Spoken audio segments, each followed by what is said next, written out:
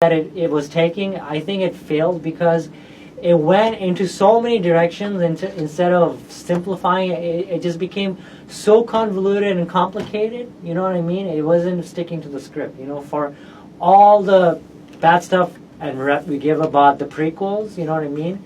It had a direction. You know, there's the politics, there's the Senate, you know, there's the assembly, and then from the politics you find out, you know, there's that scene with Luke's Obi Wan and Anakin Skywalker, where Obi Wan's like, "My allegiance is to the Republic," and something, and my God, I get scenes when I describe that. You know what I mean? So essentially, it's about family values and family conflicts, and I think that's one of the reasons why this franchise didn't do so well, because in Episode 8, they didn't focus on the family conflicts and all that storyline. Instead, they focused on conflict that didn't even make sense. They went this direction, they killed Snoke. I'm like, what are you doing? It didn't make sense. So ultimately, my conclusion is that hopefully, like what Mandalorian is doing is keeping it simple, having, you know, he's a bounty hunter, he's not a good guy, he's not a bad guy, he's shooting, he has a target on his list, you know, and that's how it should be. You have a simple plot, you have a bad guy, you keep it simple, don't complicate it, and also don't introduce characters that you know ultimately in the end you're not gonna use them. You know what I mean? That's my ultimate message. Okay. With that, we're going to transition into our second review of the day, which is for the film that just won 2 Golden Globes, 1917. It just won Best Motion Picture Drama and Best Director for Sam Mendes. So for those... This is a war film, correct? Yeah, World War One. For those of you who don't know what it's about, it's a World War I film set in, you guessed it, the year 1917. And it's about these 2 British soldiers. They've been tasked with delivering a message to a certain platoon, if you will. The commander of this group of soldiers needs to get this message to call off an attack, because if they go through with it, they'll be completely outnumbered and it'll be a massacre of 1,600 soldiers. So these 2 British soldiers have to complete this mission, and the film is edited to look like one continuous take. Really? Yeah. Oh, wow. See, that's the thing, like, honestly, when I watched the trailer, like, and then when I watched the movie, I was kind of like, what? This is not what I expected, right? Like, when I watched the trailer, I was like, okay, this is another Dunkirk, like, boom, boom, fight scenes here and there, airplane scenes, dog fights, and it's going to be crazy. There's a lot of action scenes. But then when I watched the movie, it's like a totally different, like, I wasn't expecting it, to the point where I had to watch it a second time to, like, appreciate, like, a different type of, like, it's like, I think I was used to the way, like with after watching Dunkirk, like, you know, like all the set piece moments, like the incoherent timelines. So when I watched this movie, I was kind of taken aback in terms of how different it was in terms of storytelling format. And secondly, the tracking shot of everything being like one shot. Yes. Honestly, that I had to get adjusted to. There were times there was like, whoa. Like, I was like, there's a lot going on. But I feel like in fight scenes, I think it did add a lot. It did a lot. Especially, there's some fight scenes, especially with the airplane stuff, you know. And when they added that technique, I was like, I think it did make a difference. Yeah. This sounds like a movie that has, like, very fantastic cinematography. The cinematography's stellar. It's Roger Deakins, who won the Oscar for Blade Runner 2049, and you can definitely see that this is peak Deke. This is excellent cinematography. You know, I feel like one way to describe this movie is like if you watch Lord of the Rings, you have Sam and Frodo. They're on their, you have any bells there, Shakib? On their adventure. Let's not talk about that again. but then if you watch this movie, it's like the adventures of Sam and Frodo, but in a war format. But then something happens to one of them without spoiling.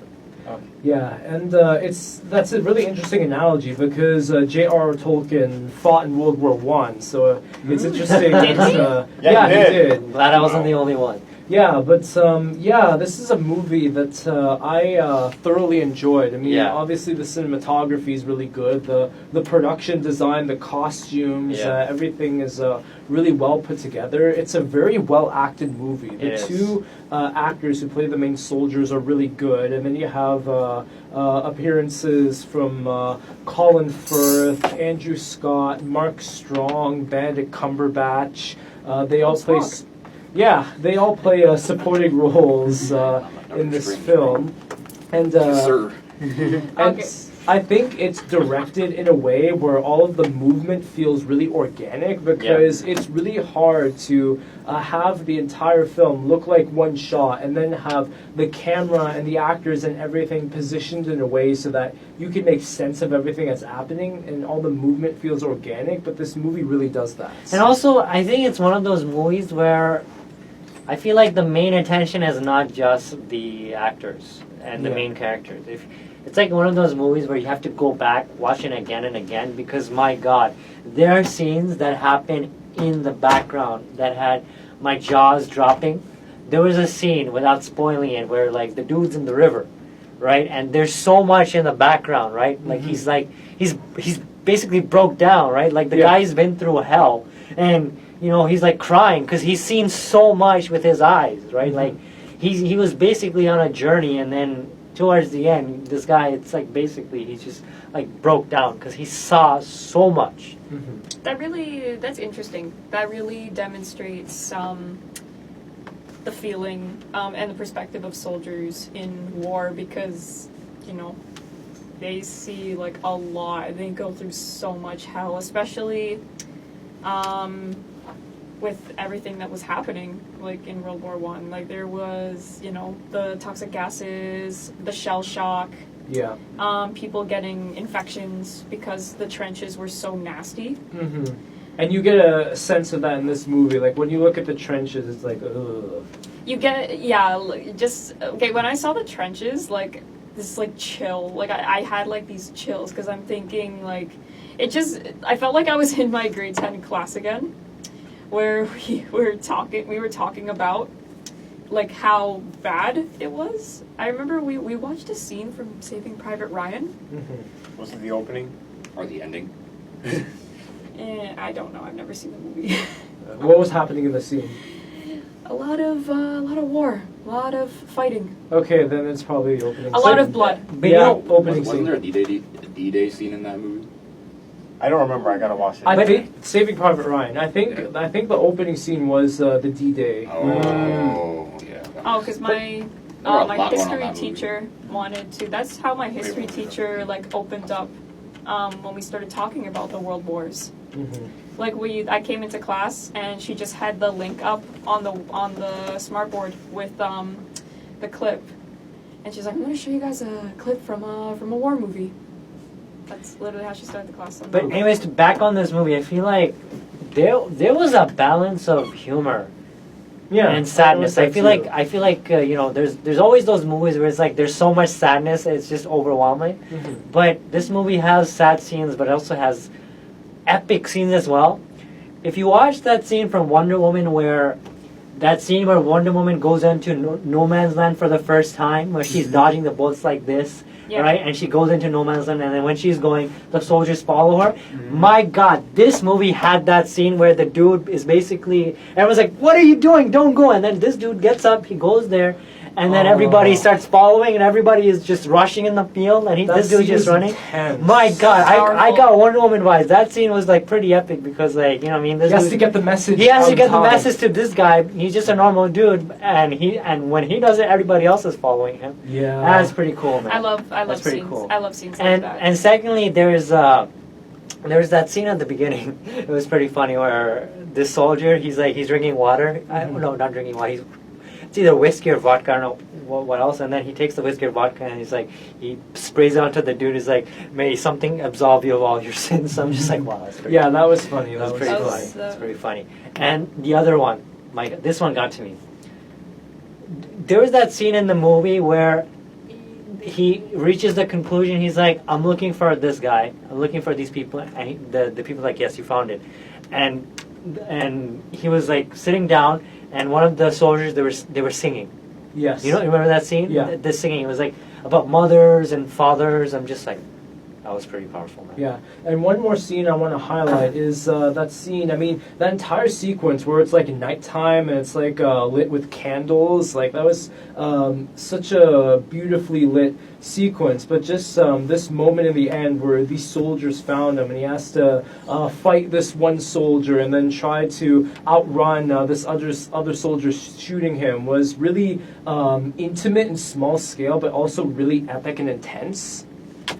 You know, that's the one thing. I mean, like, I don't know if it's a one negative, but like, that's the one thing I wish they could have done. It's like, the story, I think it was really well done, but you know, I'm one of those people where if it's a war movie, I like my action scenes, like especially like, you know, every war movie that comes, I always have to go back to Dunkirk because that's the one movie that's set such a high bar. Yes. You know what I mean? Especially in terms of action scenes.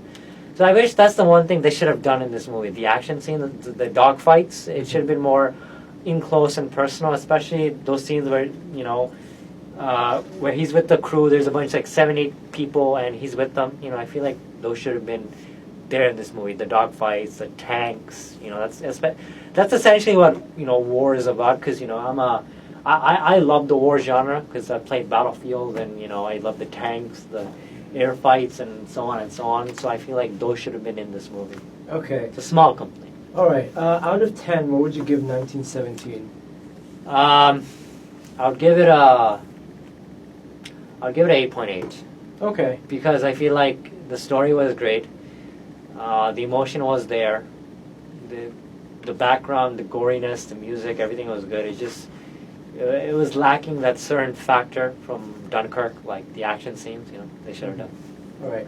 I'd give it an 8.5 out of 10. This is a movie I really liked. It was just really well put together, and Sam Mendes does it again. Okay. Well, can I just say something? It's Okay. spoilers. Okay, so spoiler alert, if Yeah, you you've been haven't warned. seen 1917, he's Okay. going to give a brief thought. All right, go Okay. ahead.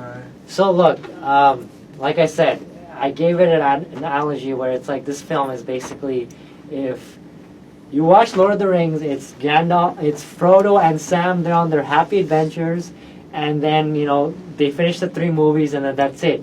But here, it's like, this is Sam, this is Frodo, but then Sam dies.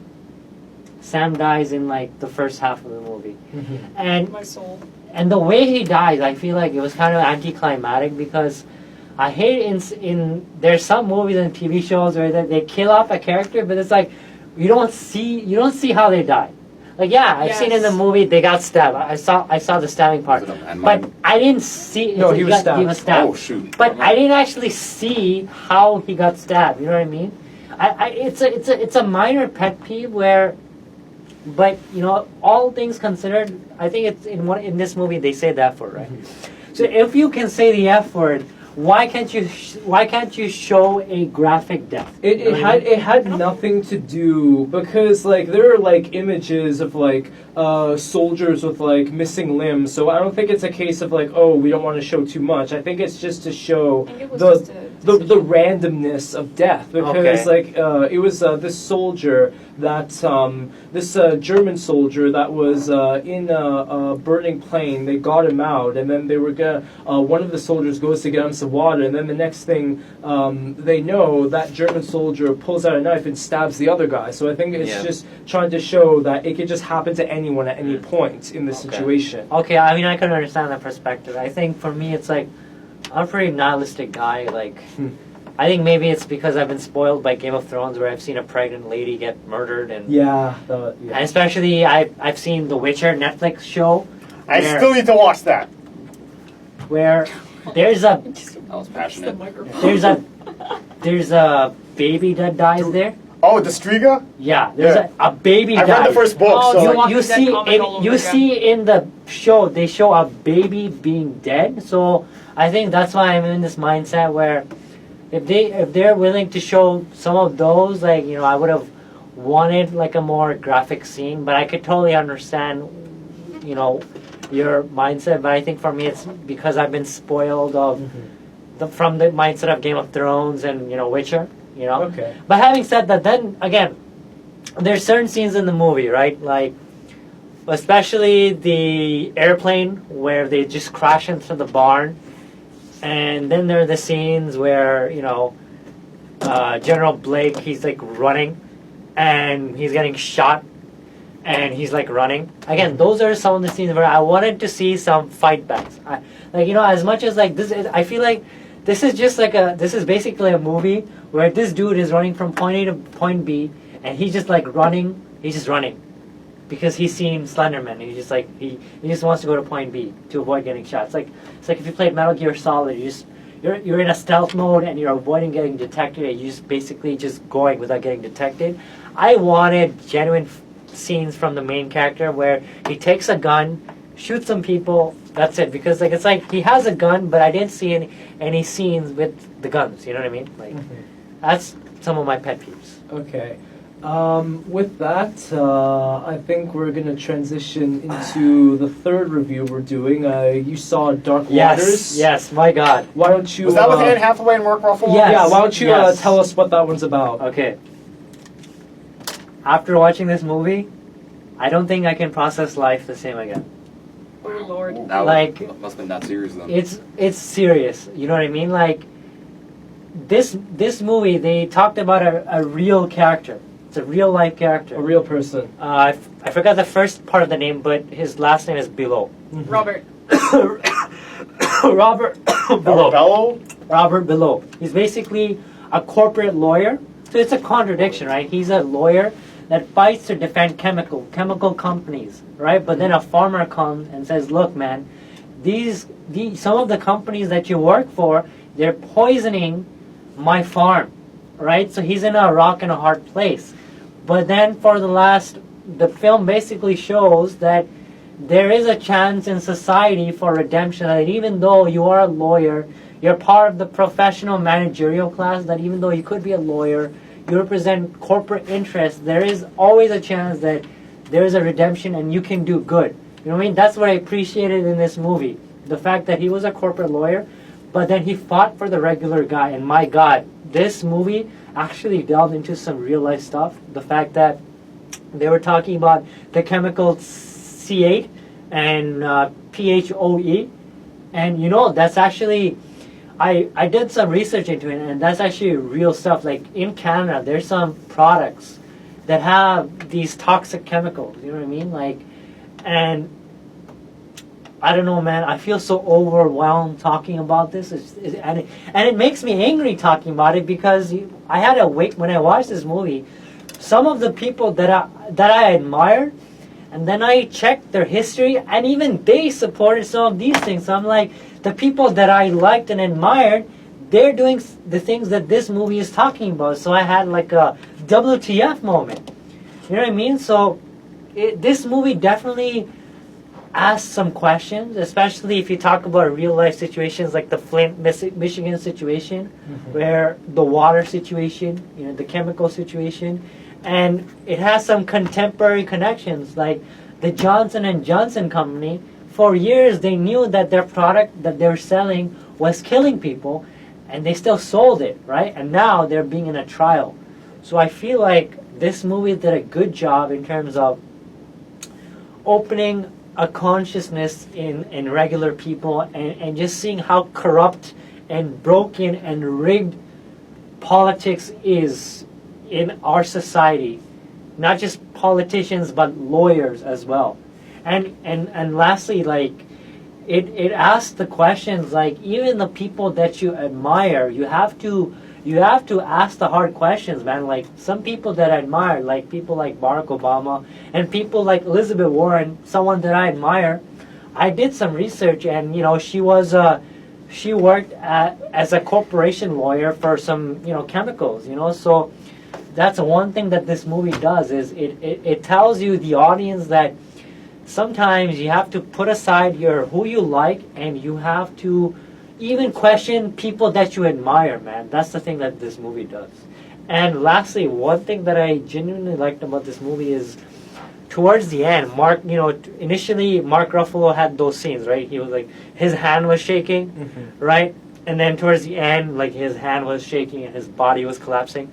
So it shows you that this character was going through hell, right? He was fighting for 5 years, for 10 years. The regular people were giving it a tough time. Like, where's the progress, right? Like we tested us. We tested all the blood samples. 10 years. Where's all the progress? You know what I mean? So the movie does a good job, man, in terms of not only showing the real life connection, but also what the real life Robert Below had to go through just to fight for these things, man. Okay. How are the performances in the movie? I feel like Mark Ruffalo, he nailed it. Mark Ruffalo nailed it. Although the small complaint that I have is in terms of Anne Hathaway. I think her character, like, look, man, it's 2019. I think we're sick and tired of watching those characters that are just reduced to, hey, I'm just gonna give the main character support and that's it. So she's just the wife. Yeah, she's just the wife. She's giving support. That's it. I would have, I get what they were doing. The movie is about Robert Below. Mm-hmm. That's what it's about. It's a real life story. The same way about Malcolm X. It's his autobiography. It's like that. But it's 2019, right? Like we've seen 1917. Yeah. You had a brown dude with a turban. Mm-hmm. I felt so happy when they did that, right? So I'm like, it's 2019. We live in a very progressive era. I would have liked Anne Hathaway to have a more bigger role instead of just being a mom supporting the kids and supporting the main character. I would have seen her maybe play a more proactive role, like because in real life she was also like a lawyer, mm-hmm. and there was some interesting history there with the main character. I think that they didn't get to show, but you know what I mean. It is what it is, and. My God, some of the scenes in this movie, you know what I mean? Like, I feel like some of the scenes, it felt like a horror movie. Mm-hmm. Like, especially, like, the way the cows were dying. How some of the characters that were affected, they said that they had cancer. You know what I mean? And the fact that it's like some of these corporation lawyers in the movie that were being represented, like, they knew that they're bad, but they were still fighting. Yeah. It's like... It's kind of laughable. It's comically laughable that they're bad, but they're still fighting against us. So it's like, I think that the movie, does a good job in terms of making us hate the bad guys and raising social consciousness of the real issues. Okay. Out of 10, what would you give Dark Waters? I'll give it a 9 out of 10. Wow, I love it. High, bro. I'll give it a 9 high. out of 10. Nice. I'm high. You know what? It's 2019 and people are... It's 2020 now. 2019, Oh, sorry. guys. 2020. So sorry. Why did you correct me that 5 minutes ago? Yeah, I was going Okay, to, but okay, alright. I'm like. So, like I said, it's 2020. People are hungry for films that talk about these issues of corruption and corrupt politicians. So in that regard, this movie nailed it in terms of raising consciousness of what the issues were. Because, you know what, if this movie didn't come, I don't think people don't know. They were like, who is Robert Below? What is PFOA? What is the chemical C8? People don't know what chemical C8 is. It's a really important discussion we need to have, because chemical C8, that was a harmful substance in some of the frying pans that you have, in some of the water that you have, and some of the, like, the baby products, the food, and when they were saying that, after this movie, they said that some of the chemicals were replaced with better chemicals. That's a bunch of malarkey, because even some of the other chemicals that have replaced C8 that this movie was talking about, it's still harmful. Because I read an article from The Guardian in Canada where some of these baby products, they have harmful substances, man. Like, you have to wonder where the water that you're drinking, even though we live in Canada, it's clean water, in some of the news that you're watching, I've seen some reports where some of the water levels, they have some lead, and we have to question some of these products. The lifespan of some of these people is declining, and you wonder, maybe there's a connection between the lifespan and some of these corporations, what they're doing. You know what I mean? So because of that, the social issues, the 2020, the year of the progressive era, I feel like this movie delivered. Okay. Nice. And with that, we will transition into. 7:58. I'll be quick. Okay. We'll go into the final review of today. It is the reboot of The Grudge. So, for those of you who don't know, it follows a police officer who is investigating. The movie is actually set between 2004 and 2006. So, a police officer in 2006 was looking at a series of murder-suicides that took place in 2004 and 2005, stemming from this paranormal entity in Japan.